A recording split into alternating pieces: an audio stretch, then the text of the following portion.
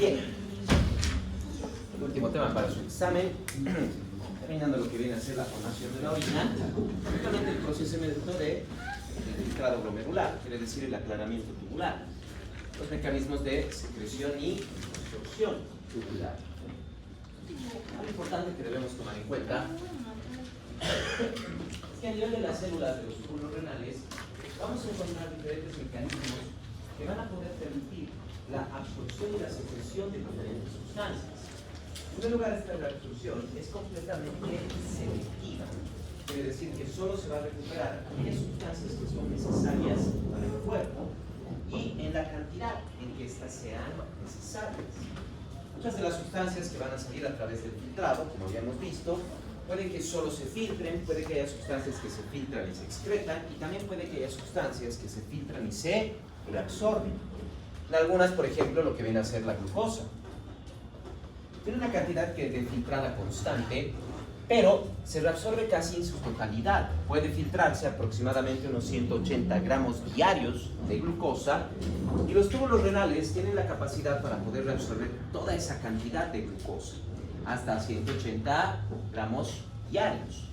Si ya superara, por ejemplo, los 180, estaríamos hablando de un paciente con posible diabetes, entonces vamos a encontrar pequeños rastros de glucosa dentro de lo que viene a ser la orina. Normalmente entonces su porcentaje de reabsorción va a ser del 100% mientras estemos en condiciones normales. Bicarbonato, por ejemplo, se va a filtrar aproximadamente unos 4.320 miliequivalentes diarios, pero se reabsorben unos 4.318, eliminando solo una pequeña cantidad, un 2%. Va a tener también una reabsorción de casi del 90%. Lo mismo podríamos ver para el sodio, el cloro. El potasio se reabsorbe en menor cantidad, teniendo una cantidad de secreción de aproximadamente 87.8%. Otras sustancias, por ejemplo la creatinina, solo se filtra. Quiere decir, la cantidad filtrada es de 1.8 gramos al día y no se reabsorbe nada. Va a secretarse esa cantidad de 1.8 a través de la orina, teniendo entonces un porcentaje de reabsorción de 0. La urea, por otro lado, la urea puede filtrarse casi en su totalidad, un 46.8%, pero gramos diarios. Pero dentro de lo que vienen a ser los diferentes mecanismos de transporte dentro de los túbulos renales, principalmente tenemos mecanismos de transporte activo, tanto primario como secundario. Solo hay 3 sustancias que se mueven por transporte pasivo: el agua, el cloro y la urea. El cloro principalmente se va a mover para poder generar lo que viene a ser un equilibrio osmótico, como también un equilibrio de cargas eléctricas. Por eso veíamos que el cloro puede reabsorberse en una buena cantidad. La urea, por otro lado, solo utiliza mecanismos de difusión. Y recordemos, y acabamos de ver, que la urea se filtra por completo. Pero como difunde a través de las membranas, a medida que va pasando por los túbulos renales, principalmente en las partes finales de la nefrona, gran parte de la urea va a reingresar al torrente sanguíneo. Hay una amplia diferencia de concentración. Está casi toda la urea dentro del túbulo renal, pero no hay nada en el torrente sanguíneo. Entonces la difusión va a hacer que estas presiones, estas concentraciones se igualen. La cantidad de urea que se elimina a través de la orina es básicamente solo el 50%, que la otra mitad va a ingresar dentro del torrente sanguíneo, siendo entonces que la cantidad de urea que normalmente se elimina en la orina es aproximadamente 23.4 gramos diarios. Como les decía, muchos de los mecanismos que vamos a encontrar son transporte activo, tanto primario como secundario. Esto ya lo habíamos visto en cierta forma en la anterior clase, cuando estábamos viendo que el riñón necesita una gran cantidad de flujo sanguíneo, no solo para poder controlar el equilibrio hidroelectrolítico, las concentraciones de los solutos, la presión arterial, etc., sino que necesita gran cantidad de oxígeno y nutrientes para poder generar ATP y poder generar estos mecanismos de transporte activo. En el caso de lo que viene a ser, por ejemplo, la glucosa y los aminoácidos, estos se absorben por el cotransporte con el sodio. Quiere decir que las células de los túbulos renales lo que van a absorber es principalmente sodio. Y a través de la absorción de sodio generan suficiente gradiente y energía para poder mover también lo que viene a ser la glucosa, los aminoácidos. Eso en su parte apical. En el extremo basal, la glucosa y los aminoácidos, como se están concentrando dentro de la célula, generan una amplia presión, permitiendo entonces que la glucosa y los aminoácidos ingresen al torrente sanguíneo a través del espacio intersticial.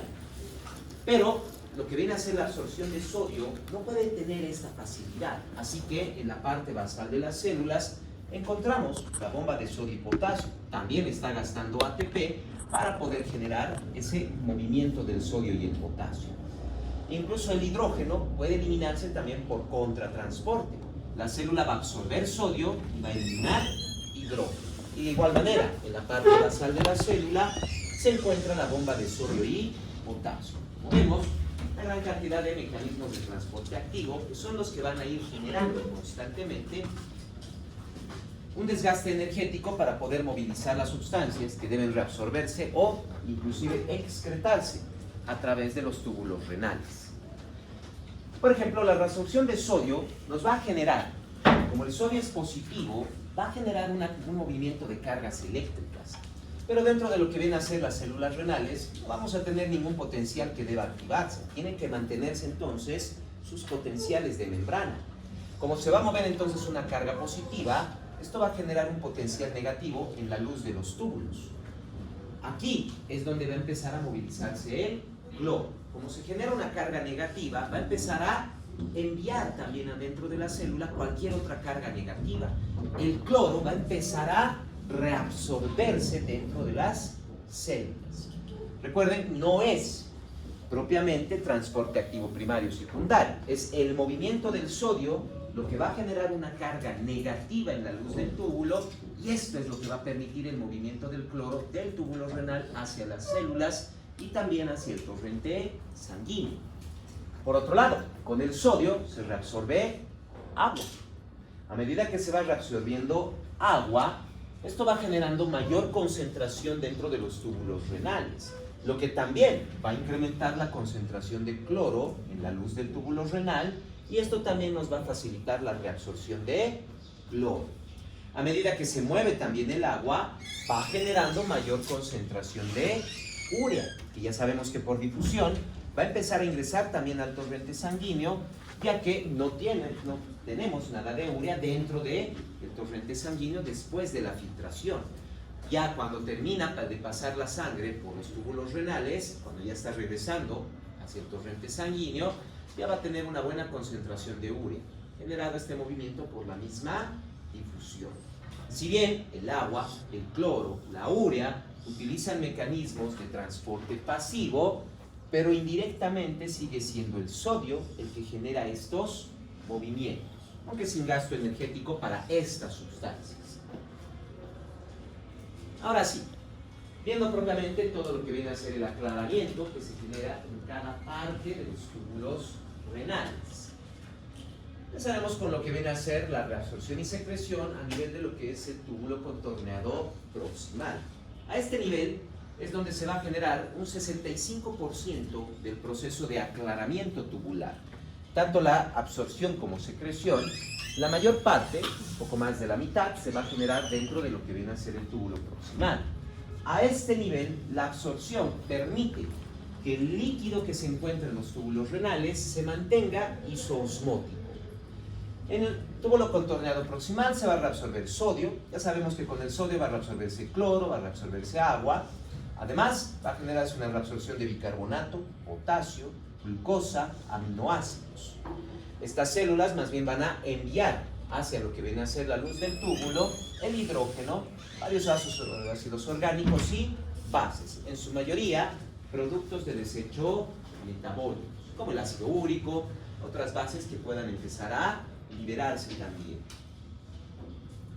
En el ASADL vamos a tener dos porciones: la porción delgada descendente del ASADL y la porción gruesa ascendente. A nivel de lo que viene a ser la porción delgada descendente del ASADL, lo único que se reabsorbe es básicamente agua. A este nivel, las células son extremadamente delgadas y poseen una gran cantidad de acuaporinas, lo que va a permitir entonces que ingrese en gran cantidad agua desde la luz del túbulo hacia el torrente sanguíneo. En este punto entonces, la porción delgada descendente del asa de Henle es propiamente una porción concentradora de la orina. Habíamos visto que en el túbulo contorneado proximal, el líquido que se encuentra dentro del túbulo va a ser isosmótico. En la porción delgada descendente, el líquido se va a volver más bien hiperosmótico. A medida que va reabsorbiéndose agua, va concentrándose la orina. Por otro lado, en la porción ascendente gruesa del asa de Henle, deja de movilizarse el agua y más bien se va a empezar a reabsorber sodio, cloro, potasio, calcio, bicarbonato y magnesio.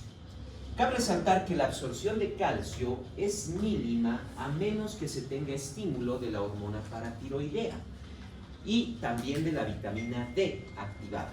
Tanto la hormona paratiroidea como la vitamina D se van a encargar de estimular los transportadores de calcio para que estos puedan reabsorber una mayor cantidad de calcio desde la luz del túbulo hacia el torrente sanguíneo.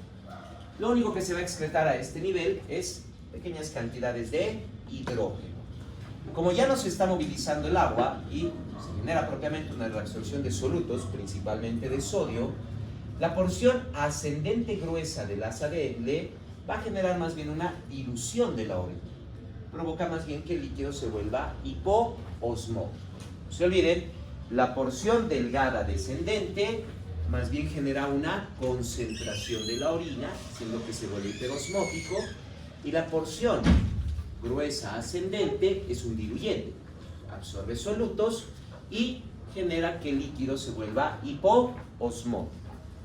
Es en este punto, dentro de lo que viene a ser el asa de Henle, y principalmente en la porción gruesa ascendente, donde van a trabajar un grupo de diuréticos, conocidos como diuréticos de asa, propiamente los diuréticos del asa de Henle, que son propiamente, por ejemplo, la furosemida, el ácido heptacrínico y la bumetanida. Estos diuréticos, ¿qué es lo que van a realizar? Como podemos ver, la absorción de sodio, como hemos visto, va a generar la eliminación de hidrógeno. Y aquí también, a medida que se va absorbiendo sodio, se va reabsorbiendo también potasio en el mismo transportador, y como está movilizando cargas positivas, automáticamente el cloro también empieza a movilizarse para poder mantener el equilibrio eléctrico que se encuentra entre la luz del túbulo y las células de los túbulos renales. Una pequeña cantidad de magnesio, potasio, sodio y calcio pueden pasar por difusión paracelular. Pero los diuréticos de asa lo que van a hacer es bloquearme estos dos transportadores de sodio. Van a bloquear el contratransportador de sodio y hidrógeno y también me van a bloquear la función del transportador de sodio y potasio, impidiendo entonces que pueda reabsorberse sodio y reabsorberse el potasio. Como va a quedar una gran cantidad de sodio y potasio dentro de la luz del túbulo, también se queda gran cantidad de cloro. O sea, básicamente solutos que van a generar una mayor presión osmótica a nivel de la luz del túbulo. No nos olvidemos que la porción ascendente gruesa es diluyente, debería terminar con un líquido hipoosmótico. Pero gracias a los diuréticos de asa, más bien el líquido se mantiene hiperosmótico. Se va a mantener de la misma manera que llegó gracias a la concentración que se genera por la absorción de agua en la porción descendente delgada. Como hay mayor presión osmótica, va a arrastrar consigo gran cantidad de agua, lo que va a aumentar la cantidad de líquido que se va a eliminar. Propiamente va a generar mayor diuresis. Esa es la función que van a tener lo que son los diuréticos de asa, que trabajan propiamente dentro de estas células en la porción ascendente gruesa. A nivel del túbulo contorneado distal, vamos a tener que en la primera parte del túbulo contorneado distal, básicamente se va a reabsorber sodio, cloro, calcio y magnesio.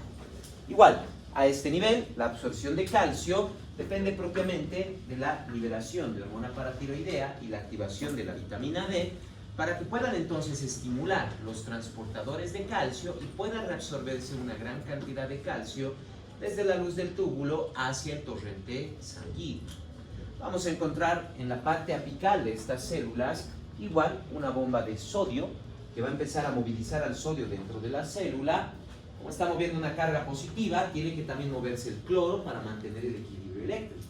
Así que se reabsorbe tanto sodio como cloro.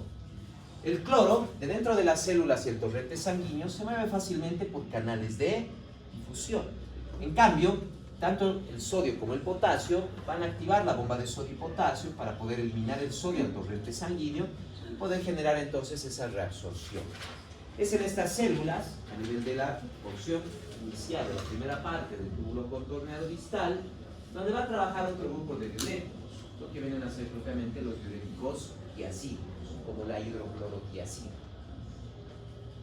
Y van a generar el bloqueo de la bomba de sodio en la parte apical de la célula, permitiendo que dentro de la luz del túbulo se acumule gran cantidad de sodio y de cloro. Básicamente, el mismo mecanismo que habíamos visto dentro del ADN en su porción gruesa.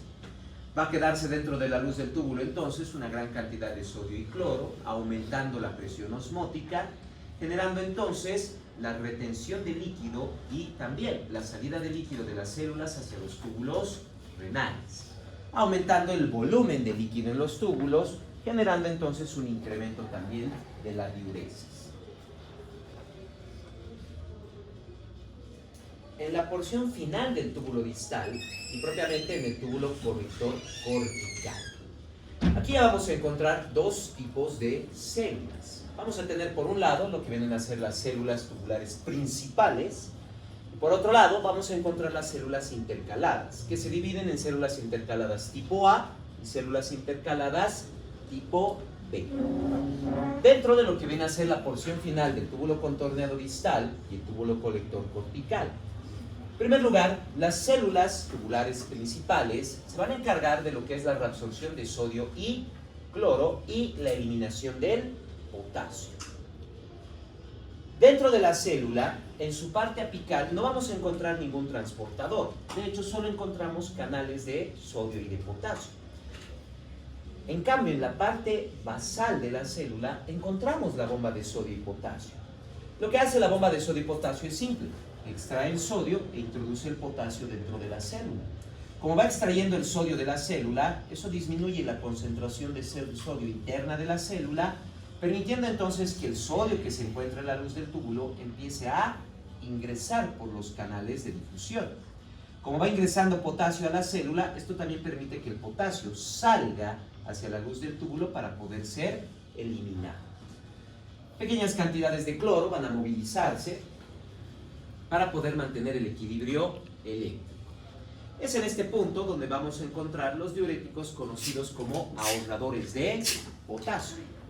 En los otros puntos que habíamos visto lo que era propiamente la actividad de los diuréticos, por ejemplo, los diuréticos de asa, no solo me permiten la eliminación de mayor cantidad de sodio, elimino también cloro y elimino también potasio.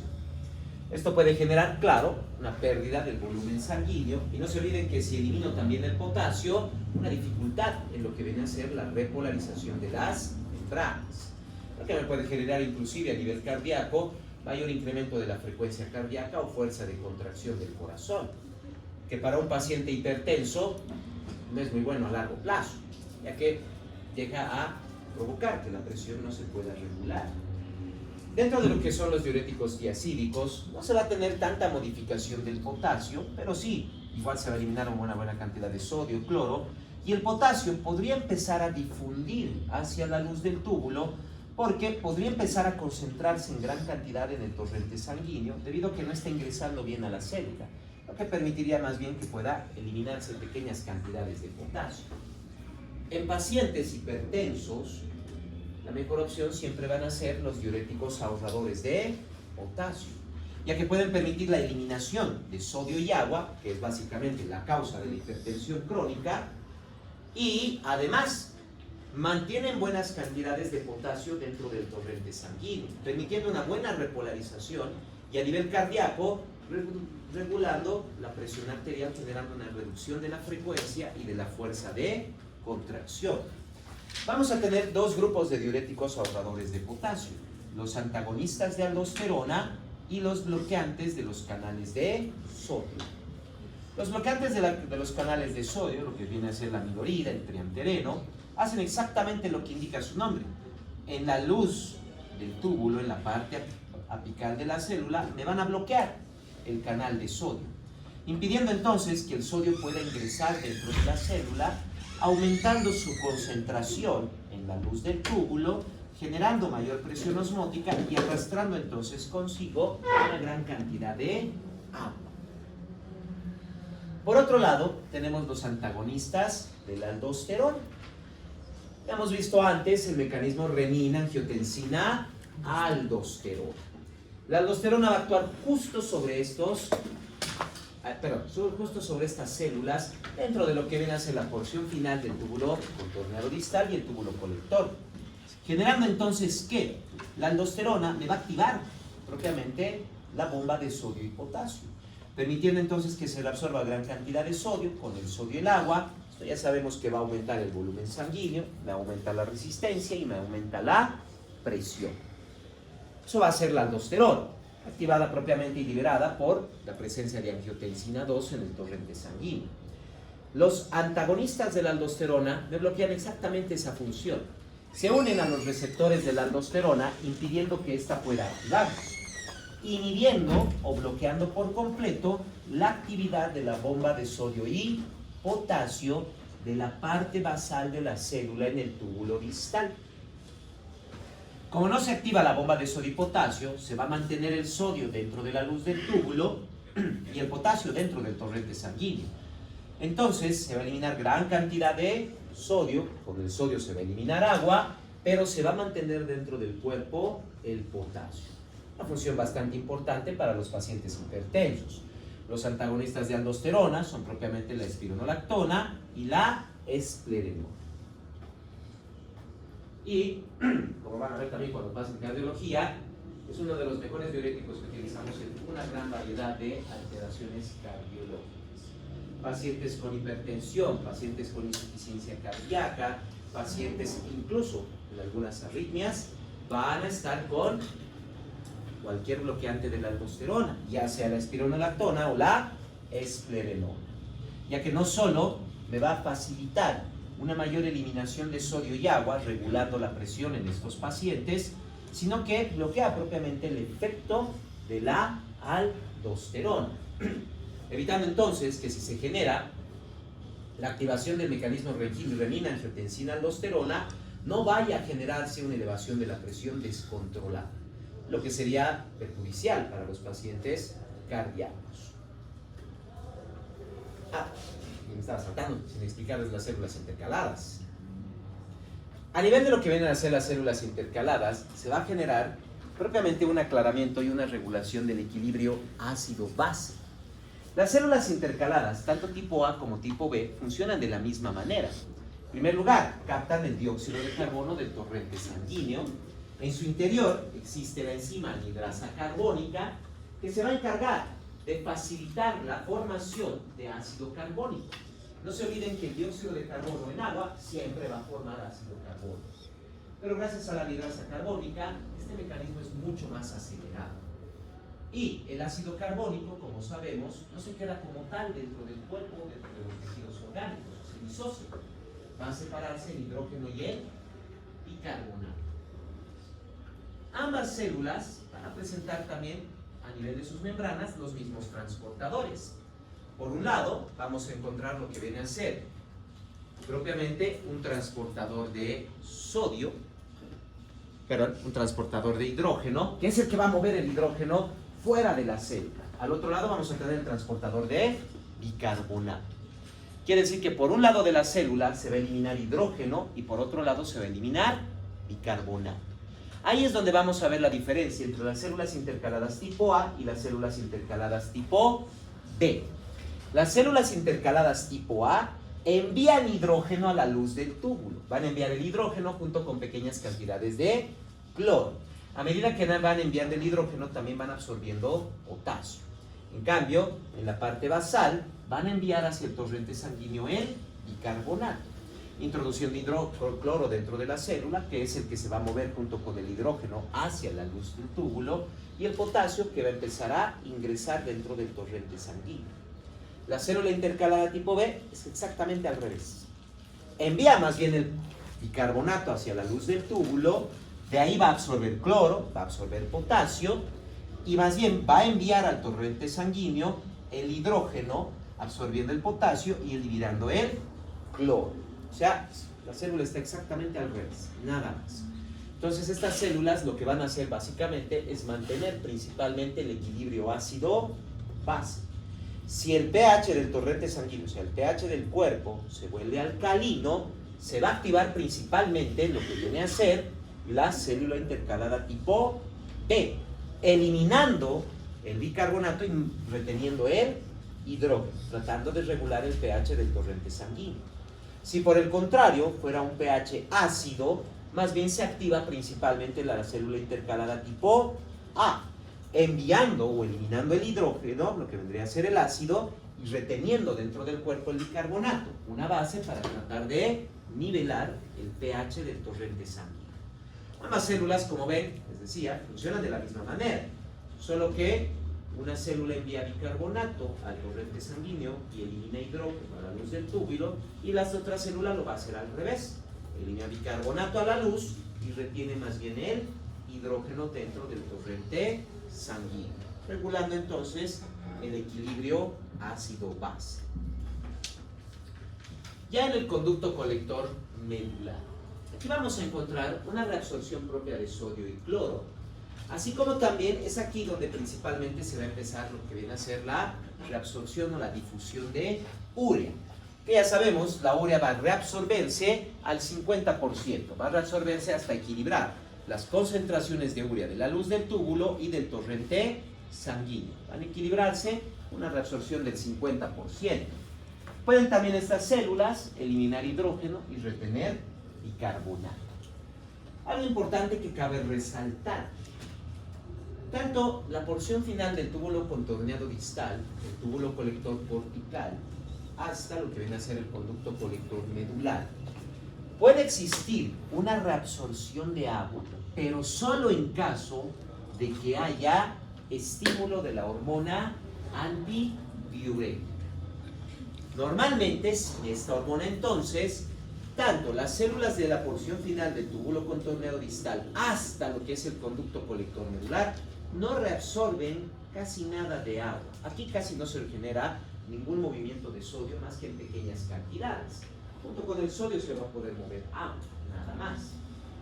Pero si existe el estímulo de la hormona antidiurética, va a incrementarse la reabsorción de agua. Como su nombre indica, esta hormona se encarga de disminuir la cantidad de líquido en la orina para detener lo que viene a ser la diuresis. Es uno de los mecanismos que se encuentra dentro de la propia regulación de la reabsorción a nivel de los túbulos renales. Claro, el equilibrio glomerulotubular es uno de los principales mecanismos de control. No se olviden que parte del túbulo contorneado distal pasa justamente al lado de lo que viene a ser el glomérulo entre la arteriola aferente y la arteriola eferente.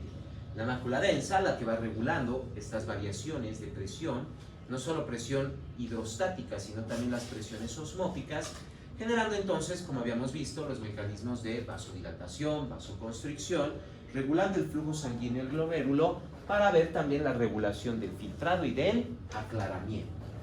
Fuerzas físicas también que se van a encargar de ir controlando estas situaciones. Por ejemplo, en hipertensión va a incrementar propiamente la presión hidrostática, permitiendo mayor salida de líquido a través del glomérulo, incrementando el filtrado, y esto puede generar también mayor liberación de orina, una mayor diuresis. Ya sabemos que en pacientes hipertensos el riñón se encarga de eliminar grandes cantidades de sodio y agua para poder ir regulando la presión arterial.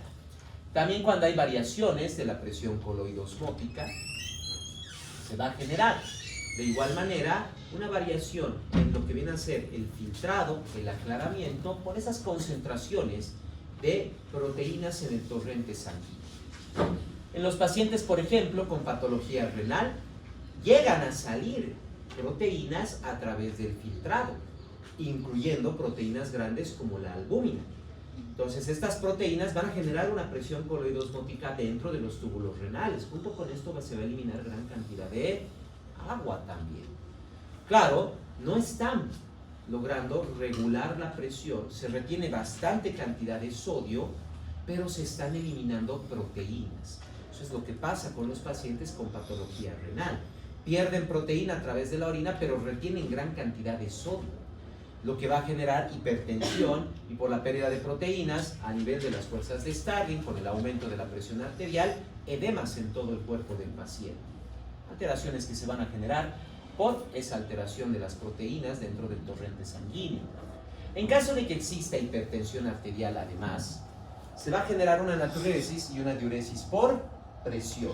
Se va a superar por completo todos los mecanismos de control que se tienen dentro de los túbulos renales para la reabsorción de sodio y más bien empieza a eliminarse gran cantidad de sodio.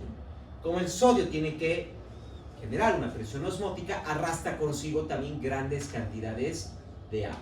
Se genera entonces una natriuresis y una diuresis por la misma presión arterial. Hay un control hormonal. Hemos visto la aldosterona, la angiotensina 2. ¿Qué va a hacer en primer lugar la angiotensina 2? Ya sabemos que la angiotensina 2 puede generar una vasoconstricción para subir la presión, pero a nivel de los túbulos renales, la angiotensina 2 me va a activar los receptores de angiotensina tipo 1, que me van a activar tanto en la parte apical como basal de las células las bombas de sodio, permitiendo entonces el ingreso de grandes cantidades de sodio desde la luz de los túbulos renales hacia el torrente sanguíneo, arrastrando consigo gran cantidad de agua, permitiendo entonces un aumento del volumen sanguíneo, lo que va a generar un aumento de la presión arterial. Junto con la reabsorción de sodio, por ejemplo en la parte apical, se va a generar la liberación de hidrógeno, la orina puede ser un poco más ácida, y además se va a generar una entrada de potasio dentro de las células, así como también una liberación de bicarbonato, tratando de regular y contener el pH del torrente sanguíneo. Por otro lado, la hormona antidiurética. Ya conocemos el mecanismo de la aldosterona, lo hemos visto hace un momento. Es en la porción final del túbulo contorneado distal y en el túbulo colector cortical, donde va a actuar la aldosterona activando las bombas de sodio y potasio, permitiendo el ingreso de sodio y eliminando potasio. En el caso de la hormona antidiurética, hemos visto que también trabaja dentro de las células del túbulo contorneado distal, túbulo colector cortical, hasta el túbulo colector medular. Aquí es donde principalmente la aldosterona va a actuar sobre una proteína receptora en las células, generando la activación de la proteína G, la cual me va a activar la adenilatociclasa, generando la transformación de gran cantidad de ATP en AMP cíclico. El AMP cíclico, mismo que habíamos visto por ejemplo para músculo, me puede generar la activación de la proteína sinasa A. ¿Esto qué va a generar? Me va a empezar a fosforilar proteínas, me va a empezar a fosforilar estructuras dentro de la célula. ¿Y qué va a fosforilarme? Me va a fosforilar acuaporinas. Las células, desde el túbulo contorneado distal hasta el conducto colector medular, en su interior tienen una gran cantidad de acuaporinas, que una vez que están fosforiladas, pueden unirse a la membrana celular, provocando entonces que las acuaporinas que estaban dentro de la célula empiecen a pegarse a la membrana celular. Como ahora tenemos una gran cantidad de acuaporinas, esto permite el ingreso de grandes cantidades de agua desde el túbulo renal hacia el torrente sanguíneo. Ese es el efecto de la hormona antidiurética. Cuando no está presente este efecto, no van a estar las acuaporinas en la membrana.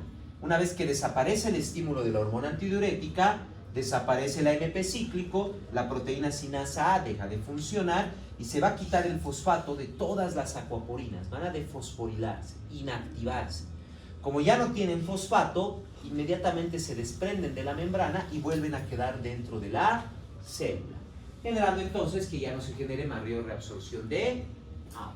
Por eso les decía, desde el túbulo contorneado distal, principalmente en su porción final, hasta el conducto colector medular, se puede generar reabsorción de agua solo en caso de estímulo de la hormona antidiurética. De lo contrario, lo poco que de agua que pueda reabsorberse es que se está moviendo junto con los niveles de sodio, nada más. Pero la hormona antidiurética va a permitir que aparezca una gran cantidad de acuaporinas que va a permitir una reabsorción de grandes cantidades de agua. El péptido natriurético auricular, lo que hace este péptido es bloquearme la mayoría de los transportadores de sodio, principalmente desde el asa de L en adelante, ya que si bloquea, por ejemplo, lo que vienen a ser los transportadores de sodio en el túbulo contorneado proximal, va a impedir incluso la reabsorción de glucosa y de aminoácidos. Entonces, el péptido natriurético auricular actúa principalmente sobre estas porciones, desde el asa de L en adelante, impidiendo la reabsorción de sodio. Como no se reabsorbe sodio, se elimina también gran cantidad de agua, lo que disminuye el volumen sanguíneo. El efecto que va a tener el péptido natriurético auricular es básicamente una disminución de la presión arterial.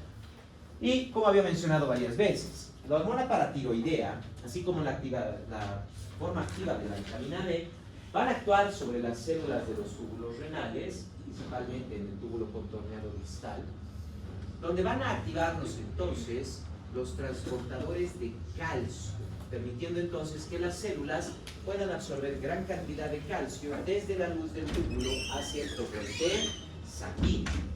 El sistema nervioso autónomo, principalmente el sistema nervioso autónomo simpático, es el que también va a ir controlando y regulando estos mecanismos de reabsorción, ya que no se olviden que lo que va a hacer básicamente es una vasoconstricción, lo que va a generar entonces una disminución del flujo sanguíneo hacia los riñones, lo que me va a disminuir tanto el filtrado como el proceso de aclaramiento.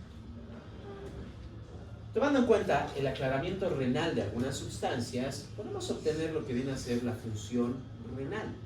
Esto lo vemos, por ejemplo, con aquellas sustancias que solo van a generar filtrado glomerular. O sea, sustancias que solo se filtran, no pueden absorberse ni excretarse. Una de estas va a ser la inulina. Primero, ¿cómo calculamos el aclaramiento de una sustancia? Para calcular el aclaramiento de una sustancia, nosotros vamos a, número 1, tomar la concentración urinaria de dicha sustancia y la vamos a multiplicar por el volumen urinario, dividido entre la concentración plasmática de la misma sustancia. Para que el aclaramiento pueda darnos un valor óptimo, tiene que ser un volumen urinario de 24 horas. O sea, el paciente durante 24 horas, toda la orina que produzca tiene que recolectarla. Hay que recolectar esa orina de 24 horas. A las 24 horas el paciente va a llevar toda la cantidad de orina al laboratorio, donde también se le va a tomar una muestra de sangre. En el caso del aclaramiento, vamos a buscar alguna sustancia, como les decía, que solo se filtre. En primer lugar tenemos a la inulina. Entonces, calculando el aclaramiento de la inulina, como vemos, concentración urinaria de la inulina por el volumen urinario en 24 horas dividido entre la concentración plasmática. Nos va a dar entonces el aclaramiento de la inulina, que nos indica el filtrado glomerular. Esto, si lo comparamos con algunas sustancias, supongamos que el aclaramiento de la inulina es de 1. O sea, ese es el nivel funcional de la inulina solo por filtrar. Ni se absorbe ni se excreta. Entonces, cualquier otra sustancia que tenga un aclaramiento igual a la inulina, quiere decir que solo se filtra, no se absorbe ni se excreta, nada más. O sea, aclaramiento de 1, solo es filtrado. Si la sustancia tiene un aclaramiento menor a la inulina, digamos 0.8, 0.5, 0.3, me indica que la sustancia se filtra y también se reabsorbe. Por eso la cantidad urinaria va a ser menor. Ahora, si el aclaramiento de la sustancia es mayor al de la inulina, 1.3, 1.4, 2, 3, etc., me indica que la sustancia se filtra y se excreta. La concentración urinaria cada vez va a ser mayor. Detalle, espero que la inulina no es un producto natural del cuerpo, es un producto que lo introducimos al cuerpo para calcular el aclaramiento. Y cuando se hizo estos cálculos y se revisaron varias sustancias, se descubrió algo. La creatinina tiene la misma capacidad de aclaramiento. O sea, la creatinina solo se filtra, no se reabsorbe ni se excreta. Lo que quiere decir que al ver el aclaramiento de creatinina sin necesidad ya de introducir al paciente inulina, al ver el aclaramiento de creatinina, producto metabólico corporal constante, entonces podemos ver el filtrado glomerular. Mientras el aclaramiento de creatinina sea normal, está funcionando bien el filtrado glomerular y la reabsorción y excreción tubulares. Pero en el momento en que se altere el aclaramiento de creatinina, algo me está alterando al riñón, principalmente al glomérulo. No se olviden que lo que principalmente pasa con la creatinina es filtrado glomerular. Así que el aclaramiento de creatinina, esto es nuestro mayor valor para poder valorar la función renal. Cualquier alteración en el aclaramiento de creatinina es un reflejo de una alteración funcional dentro del riñón. En esencia, cada que se va dañando el riñón, va disminuyendo el aclaramiento de creatinina porque no llega a eliminarse adecuadamente del cuerpo. Empieza a intoxicarse el cuerpo por acumulación de creatinina. Ahora, si trato de ver, por ejemplo, el aclaramiento de otras sustancias, y ahí tengo lo que viene a ser el ácido paraminoibúrico. Al revisar el aclaramiento del ácido paraminoibúrico, que es una sustancia que solo se encuentra en el líquido del torrente sanguíneo, no está ni siquiera dentro de las células, como pasa con la inulina o la creatinina, sino que el ácido paraminoibúrico, como está solo en el líquido del torrente sanguíneo, al calcular su aclaramiento, yo puedo calcular el flujo plasmático renal. No se olviden que tenemos propiamente una cantidad de flujo plasmático renal. Si bien estamos hablando de unos 1100 ml de sangre que recibe el riñón, no todo esto, pero es plasma. Entonces ahí puedo valorar fácilmente si es que el riñón está recibiendo suficiente sangre o no está recibiendo suficiente sangre, motivo por el cual puede estar generando algún problema tanto en el filtrado, el aclaramiento, la absorción y la secreción de sustancias. De esta manera es como puedo valorar constantemente la función renal, principalmente con lo que viene a ser el aclaramiento de creatinina. ¿Alguna duda o pregunta que tengan? Les dije que no eran temas muy largos, pero casi hasta ahí llegan los temas cortos, porque solo quedan dos. Ya el próximo martes vamos a empezar con el temario del examen final. Dudas, preguntas que tengan. Bien, como les dije, todos aquellos que han estado con sus dibujos de la anterior clase y esta, creo que ya tienen su trabajo. Y también aclararles algo importante. Ese trabajo también vale como por su portafolio para los que quieran. No necesariamente tienen que hacer el portafolio y el trabajo. Por si acaso, ese trabajo que acaban de hacer, ese dibujo, también lo pueden presentar como parte de su portafolio. Para estos dos temas, ojo, para estos últimos dos temas.